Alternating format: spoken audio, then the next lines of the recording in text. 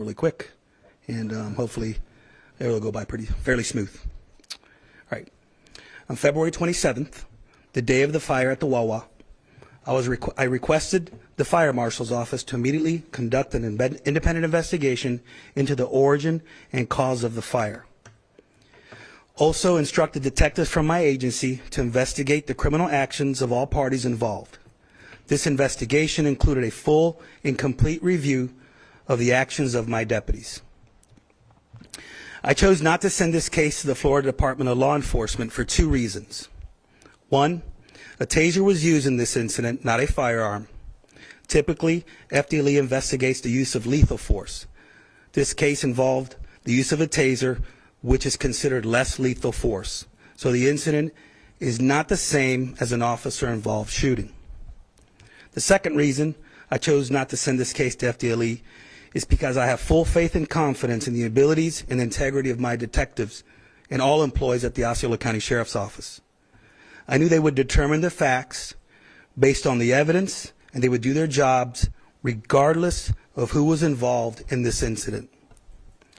I acknowledge this investigation took some time to complete.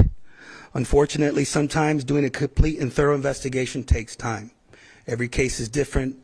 Cases can become unique and complex. We really got to make sure that we have everyone doing their job to keep the utmost integrity and maintain the case with pure facts prior to concluding an investigation. I trust that the Osceola County citizens have the patience and desire to wait for the truth. What I'm about to present are the facts of what took place that day. These facts have determined through the collection of evidence from witness statements, video evidence, audio evidence, and an additional and independent investigation performed by the fire marshal. As part of the presentation, you will see and hear some of that evidence. It's important. All evidence associated with this case will be available at the conclusion of the press conference, so you all will have the ability to ensure nothing has been altered or taken out of context. On February 27th at approximately 5 p.m., the Sheriff's Office received several 911 calls from concerned citizens. The citizens reported two Hispanic males on blue dirt bikes had pulled guns on them and the occupants of an additional innocent vehicle. This is the relevant call portion of 911. We're going to play it for you here. 911, this is the action of the emergency. This is KPD on a recorded line. I'm speaking to the caller because the call was transferred over to us. He said the incident happened on the Carroll Street when he was coming off of 417 in reference to the male pulling out a gun on him because they were doing wheelies. And when he went around them, they pulled out a gun on him. And where did this happen at? At Michigan and East Carroll. Okay, is he on the line? Yeah, right here. Okay, hello caller? Yes. Yeah. Okay, can you confirm the location for me? I'm sorry? Can you say that again? Can you confirm the location for me? Where it happened? I'm sorry. Yes, sir, where it happened. Yeah, so it was right at the light on Carroll Street, West Carroll Street, and Main Street. Okay, and tell me exactly what happened. So I was passing on 417 coming from the Florida Mall, and right on 100th Street, right when you go past 417, there was these two Hispanic guys on blue dirt bikes doing wheelies, holding up traffic, so I went past them.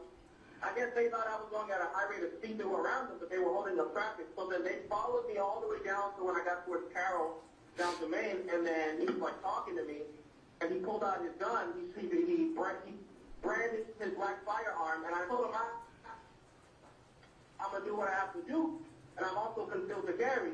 So then he actually pulled out a gun on another driver, a white car, and they were actually telling me, hey, they have a gun, and I was like, I know that, I'm calling the cops now. And then they turned right by the Kissimmee City Hospital, right next to the Wawa. And so the other driver actually went and followed them, and is actually calling you guys as well. I'm not sure if you have a report of that, but No. that's what happened. As a result of the 911 call, several deputies went to the location in Osceola County near Orange Blossom Trail and Old Dixie Highway. Deputy Chris Kofinas arrived on scene and saw the suspect, later identified as Gian Barreto Barraga, on a blue dirt bike, which matched the description of the caller. The deputy also noticed the suspect was driving erratically and did not have a tag on his bike. Deputy Kofinas attempted to conduct a traffic stop in his marked patrol unit with his red and blue lights activated. The suspect fled from the deputy, and here's video evidence of that encounter. Play the video.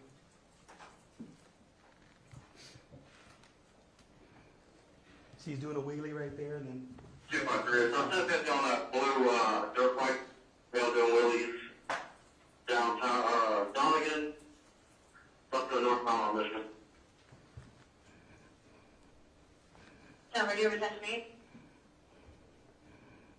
It's for 1028, he's fleeing, heading eastbound on Donegan. Number 1031? as you can see, they activated the lights and sirens, and the subject decided to flee, not stopping. For the safety of everyone, no one from my agency engaged in a pursuit on the roadway. However, one of the sheriff's office helicopters identified the suspect and followed his actions from the air. I'm going to let the video play for a few minutes because it shows how reckless the suspect was and how much danger he brought to himself as well as other members of the community. His behavior continues for approximately 30 more minutes. I'm not going to show the whole 30 minutes of the video, but I have pulled some clips so you guys can watch them. It's approximately 7 minutes, and you can see what a menace this guy was on the roadway and really disrupting the life of all our law-abiding citizens who were traveling the roadway that day. Play the video.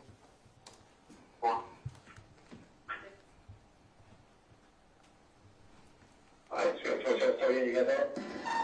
Yeah, Tim Hort's blue dirt bike, I got it. Looks like a white Hispanic male, blue jeans, black shirt. Yeah, I got on Michigan, correction, Donegan, towards Michigan. Just did another wheelie.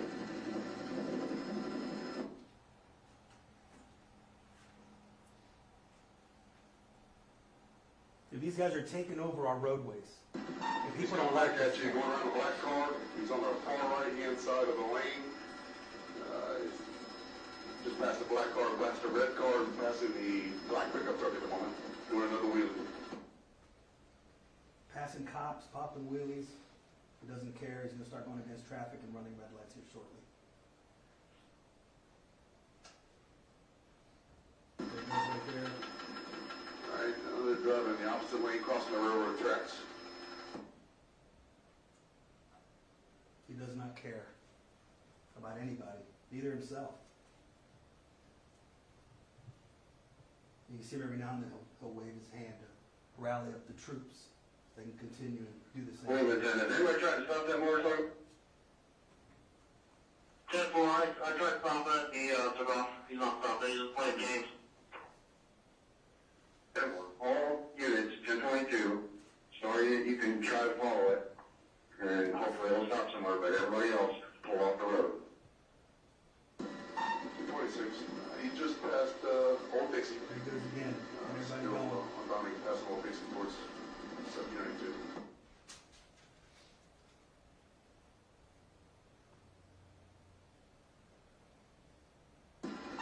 Alright, going north on Orange Blossom Trail, he's in the inside lane. There's still several lights there. But he's going northbound on OBT.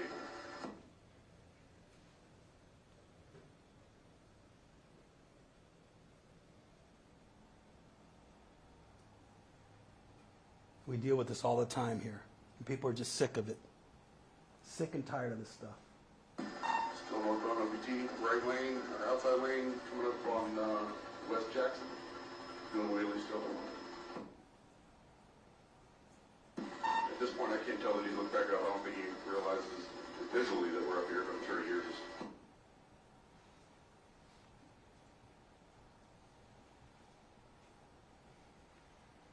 Is he saying hello or giving the finger? I can't make it out. Alright, going in through the intersection at Carroll. Come up to Woodland Creek. Speeds are about 70 miles an hour.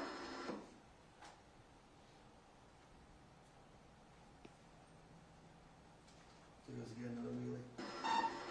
Northbound coming from passing Country Boulevard, doing wheelies right down the center lane of Orange Blossom Trail. Coming up the barn.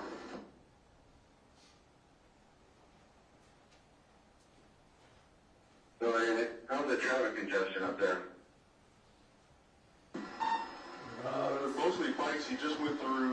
intersection, he slowed down, but went through the red light at Osceola Parkway. He's coming up on the, Tupperware, just, slowed a little bit, but went through the red light there as well. Yes, so make sure you make it the 39 to Orange County. Right there, we let Orange County know that we're coming. Clear on the radio. Imagine this 400 or 500 pound bike crashing in the windshield of your mom or your kid and killing them. This is the kind of stuff that we have zero tolerance for. In Osceola County, we don't play these games. We're going to continue, regardless of the outcomes. We have to stop this behavior. And in conclusion of this, you guys, hopefully, people will learn their lessons and stop this. This is a great example of what we shouldn't do when we travel on the roadways. I just went through Town Center, he slowed, but went through the red light. The blue dirt bike is coming up, but I got charges for fleeing, so I don't right now. On the intersection of, we just went through here, but excuse me, slowed down, but went through the red light there as well. Orange County Watch Commander in that area is worth one. Right there. Orange County Watch Commander, give us a call. We're still continuing into your county. Fresh Pursuit, we don't need to ask for their permission, just so people know.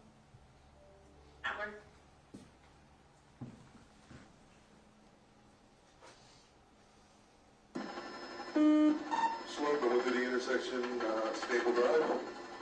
Still northbound, Orange Blossom Trail, no other cars around.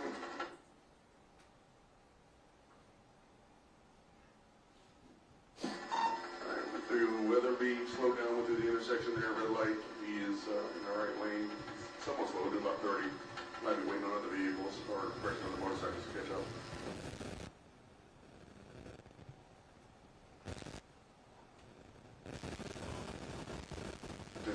Weatherby.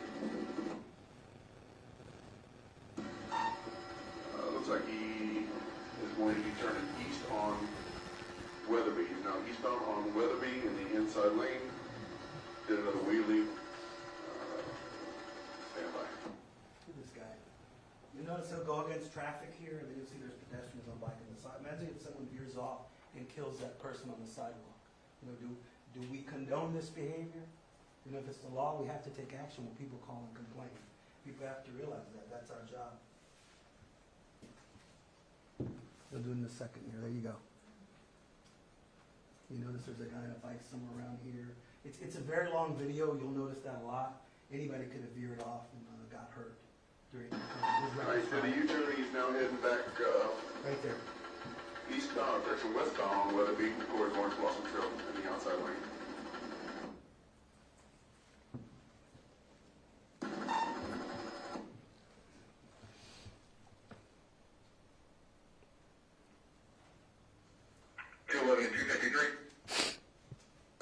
Alright, back northbound on Orange Blossom Trail.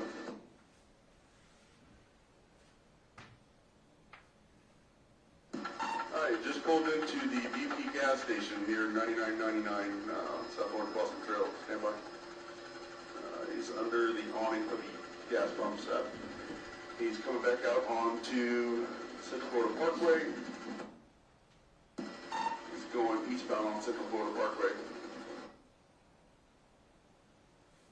And he's not that far from his house. Quite a few times. He could have just gone home. I continued on Central Florida Parkway, crossed over Orange Blossom Trail, continuing westbound. Traffic is still light. North on Ramblewood Road.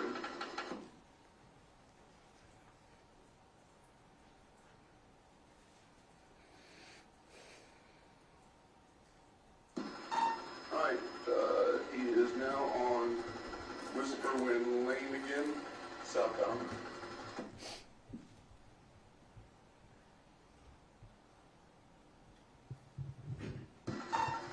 Back on Central Florida Parkway, eastbound towards Orange Blossom Trail.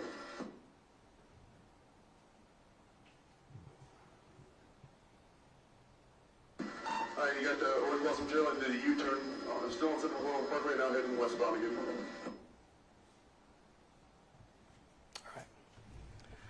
During this video, if you guys seen, he committed quite a few offenses. He ran approximately 13 red lights at intersections, 6 wheelies on public roadways, drove on the grass, sidewalks, next to pedestrians, approximately 6 times, drove in the opposite lane of traffic approximately 5 times, drove recklessly around other civilians more than 8 times, drove through a neighborhood in Orlando recklessly.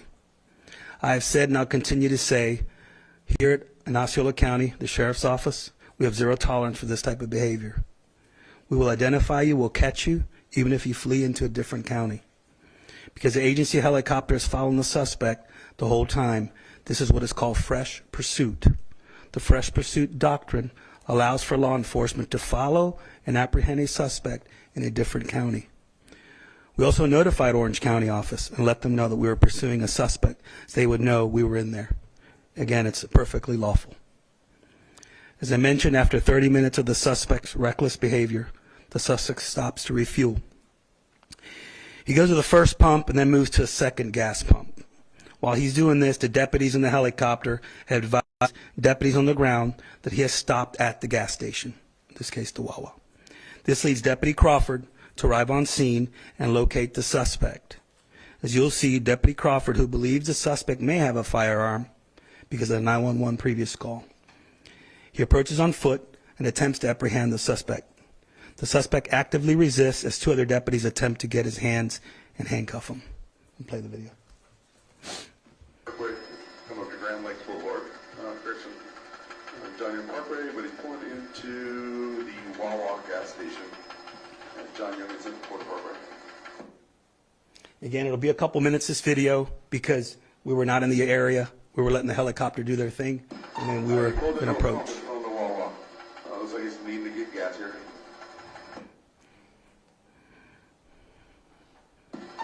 3951 Central Florida Parkway, so 3951 Central Florida Parkway.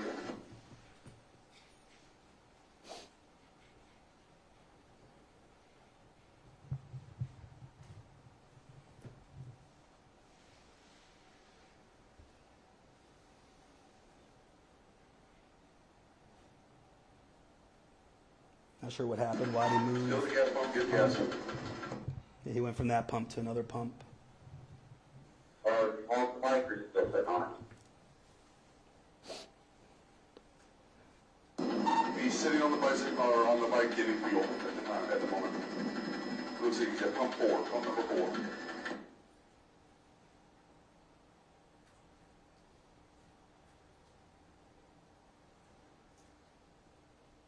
Everybody, I'm trying to get there, but we're a little ways out. Copy that again. Blue shorts, black shirt with some sort of striping or lettering on the back, white tennis shoes, orange or red helmet. Black gloves.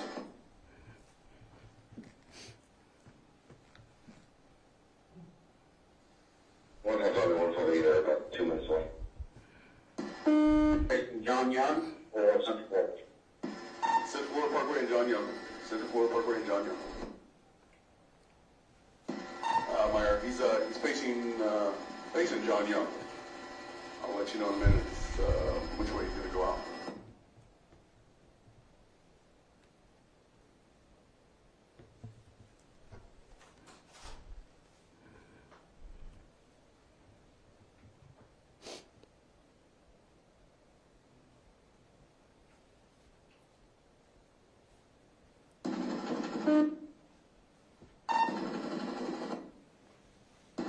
He moved up to another pump. I'm not sure if he had issues at pump 4, but he's moved up to another pump.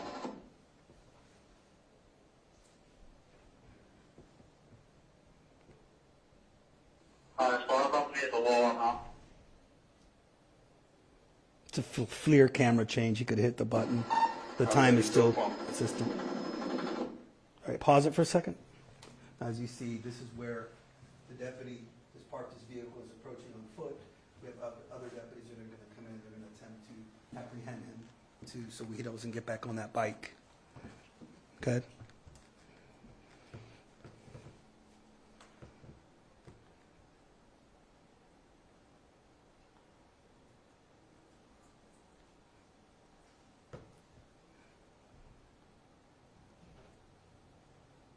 There he goes. He's running towards to get him off the bike. Right. They made contact with him at the bike. Looks like they may have to stand by.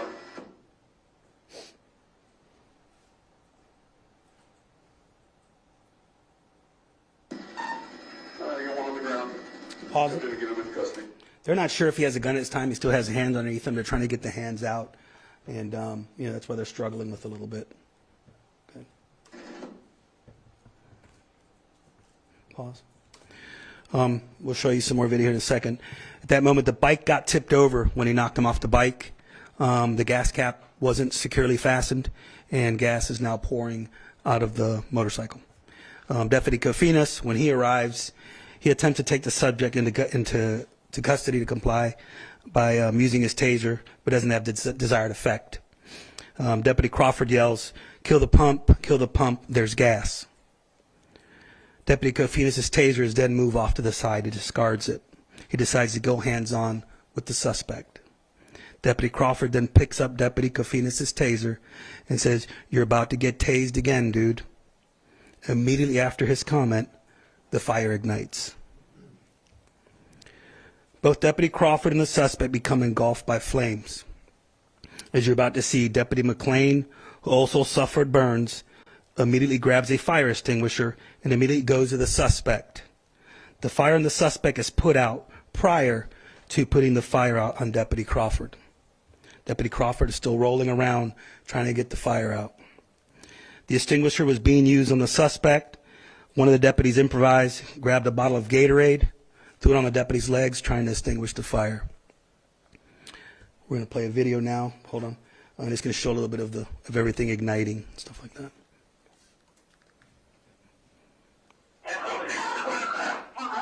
Pause it.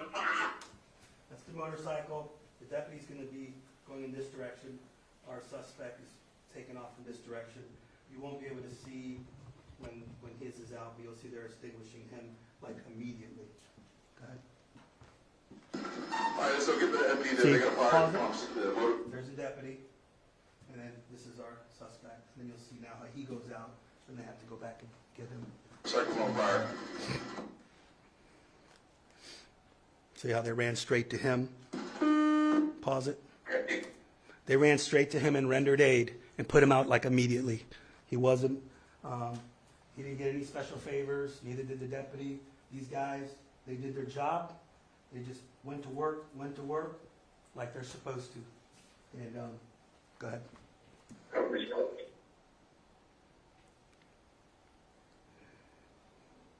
I believe this is the end of it, correct? That's the extinguished fire. All right. We're going to conclude here shortly. It's clear from the video and all body camera evidence that deputies immediately administered first aid to the suspect. Last Monday, we reached out to the state attorneys to schedule a meeting to go over all the evidence in this case. Earlier today, we informed them that our investigation concluded there is probable cause for the following crimes by the following people. First one is our suspect, Mr. Gian Barreto Barga, fleeing and attempting to elude law enforcement, felony. Reckless driving, misdemeanor. 3 wheelies offense, felony. Resisting an officer without violence, misdemeanor. And then we also have, concluding the investigation, we filed charges with the state attorney's office against Deputy Crawford. Culpable negligence, it's a misdemeanor. This isn't a common crime to charge, so I'm going to explain it. Deputy Crawford was aware there was gas in the direct and immediate area. We know this because he says on body cam, kill the pump, gas. After that statement, he picked up the discarded taser that was located in gas and says, you're about to get tased, dude. Immediately after that statement, with the taser in his hand, the fire ignites. According to the taser log, there was a trigger pull that coincides with the timing. Although I personally believe there was no malice in this decision to do so, because he also received burns and injuries. Under the law, his actions were reckless and held to such a disregard for human life that it rises to the level of probable cause for culpable negligence. This is obviously a tragic situation for everybody. Both Deputy Crawford, Mr. Gian Barreto, Barga, they're still recovering from their injuries. My thoughts and prayers are with them, and I wish them both a speedy recovery. Let me tell you, when our detectives looked at this case, they had different detectives looking at this, And with the utmost integrity, they found him culpable. Let me tell you, these are people who know each other. These are people who are raising kids together. These are people who have gone to the police academy together. But at the end of the day, they did their job in the most professional manner they did, because they know it's the right thing to do. And that's how we maintain integrity and complete public trust. Now, I'm going to take some questions, but we don't all have to blur out and yell. We're going to answer your questions today nice and calm, okay? Who wants to go first? So why did it take 3 months to charge the deputy? Well, you know, every investigation is different, and some are complex. You know, some are baby drownings, some are murders. In this case, you know, we turned some of the information over to the fire marshal. So we're waiting for them to say, hey, this is the cause. So while they're doing this, and they deemed it a tragic accident also, we're putting all our pieces of the puzzle together to conclude our investigation based on statements, body cam footage. I mean, this is just a sample of what our detectives had to put together, and this is part of that package. So there's a lot that goes on, and remember, as the sheriff's office, you know, we also are investigating other active cases that are currently right now active. And we can't just dedicate everybody to one case. We kind of work and try to get everybody in the community, you know, their investigative technique. The attorney says you got the wrong guy. Well, you know, he matched the description. We respond to the immediate area. We see a guy on a blue bike. The deputy goes to light him up. As you see from the video, he flees. You know, we have to respond when people say, hey, guy with a gun, brandishing a firearm. What do? We ignore it. Something happens, then we're held responsible. So, you know, we're just going based on what people were calling 911 at that time. We respond to the immediate area, observe someone matching the description, attempt to conduct a traffic stop. Hey, if it wasn't him, pull him over, do a show up, he has a nice life. But what does he do? He starts popping wheelies. He sees us, he runs, he turns. And you can see that it was really reckless. And thank God that day, nobody else got hurt other than what happened at the end of this video. So was Berta the one going in the opposite direction? Yes. Was Berta the one pulling the gun out? We never found the firearm. I mean, it could have. You never did find a gun there at the gas station? No, it could have been tossed. It could have been, I mean, it could have, we don't know, but we never found a firearm on him. And Sheriff, why not? La manera en la que el oficial llega y se lanza hacia él, eso es parte de la táctica. Sí, nosotros utilizamos, Aunque haya pensado, perdón, que estaba armado. tienes razón, pero nosotros nos arriesgamos de esa forma para intentar atrapar y arrestar a la gente que están cometiendo delitos en la calle. Y cuando la gente comete estos actos, y sabe que eso son cosas que nosotros tenemos que estar, ¿cómo se dice? We are okay with taking those risks. Estamos bien con arriesgándonos para la comunidad. And Sheriff, where's the body camera video? We have that. It was just so, we consolidated to make it a little shorter. But I believe we're going to have the package with, yeah. But They're those gonna have, deputies were wearing body yes, all the deputies were wearing body cams. And as far as the takedown, I understand you said that he was afraid of him possibly having a gun. Yes. But why not ask him to put his hands up or? You know, we do things that no one else is willing to do. We will engage you. You might have a gun. Just because someone says you don't have a gun, you could have a gun on you. And it happens all the time. So we're going to take action based on what we have, and we risk our lives every day to apprehend suspect. The way he chose to do it that day was his choice. I do believe that if he would have pulled his gun and said, get off your bike, the guy would have continued to do what he was doing because he obviously see he wasn't going to stop. So the deputy made the decision to go hands-on immediately to prevent him from keep running around in a reckless manner. And on that point, you've mentioned before that your agency is different and does things different. What's so different about your agency? Well, you know, we have our people, when they elected me as sheriff, they had a lot of complaints and concern. And the way we investigate our operations, we always put out the truth, all the facts. You know, other agencies, they might do a little different. So Osceola County, from what we've been getting back from everything that we've been involved in lately, they trust us. And today, by us doing what we've done and concluding this investigation the way we do it, taking our time and making sure all the facts are out, I think it's going to be more trust from our community for us. Sheriff, Orange County reached out to them. They say they have no recorded record of a mutual aid request from your agency on February 26th. That is correct. We didn't ask for their assistance. We let them know we were coming. So obviously you're saying that there's a difference. Yes. I'm sorry. Yes. In the video, you'll hear us saying, hey, let them know we're coming. Mutual aid would be, hey, we need your help apprehending these guys. Fresh pursuit, hey, we're coming to get this guy. There's a little bit of a difference. So Orange County should not be surprised that you ended up at the Wawa gas station. No. And you believe you had legal jurisdiction to be there? We're allowed to in fresh pursuit, yes. Sheriff, this might go a little bit into what you were saying a minute ago. Is it generally advisable to approach a suspect as they're actively pumping gas at very preliminary? Well, you can't really dictate bad guys' actions. You know, you can't dictate how do you approach him if he has a knife on a child's neck. You know, there's so many different scenarios that we can put our officers in.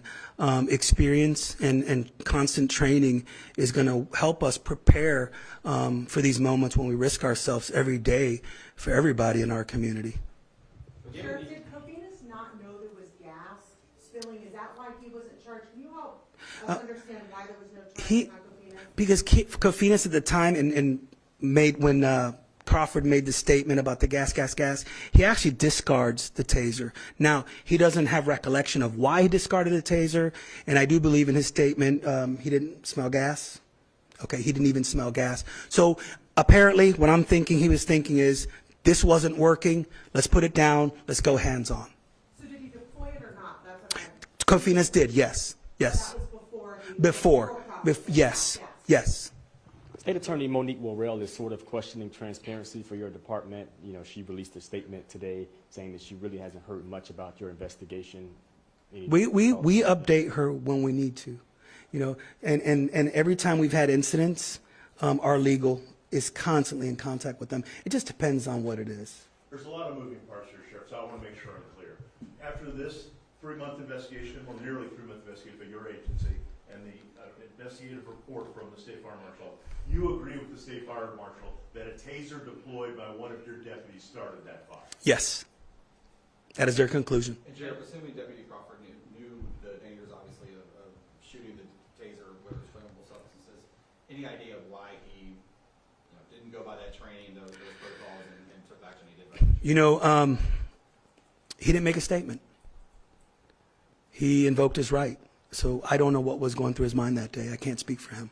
So he'll get, obviously, as your internal moves along, you've already said you're planning to recommend to the state attorney a culpable negligence misdemeanor charge against Deputy Crawford. You also expect that you'll have some sort of policy position that he violated with your agency by using that taser in that situation. Our policy clearly states, you know, you're not supposed to use a taser around combustible items. It's not, you know, it's just not recommended.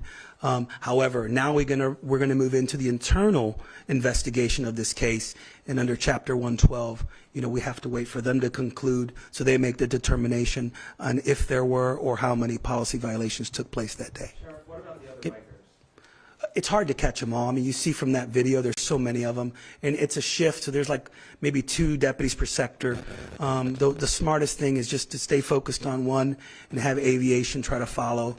It just is a lot safer for the public. But you could see, I mean, at any time he could have lost control of that bike and gone through the windshield and really caused damage. Let me ask a Spanish one.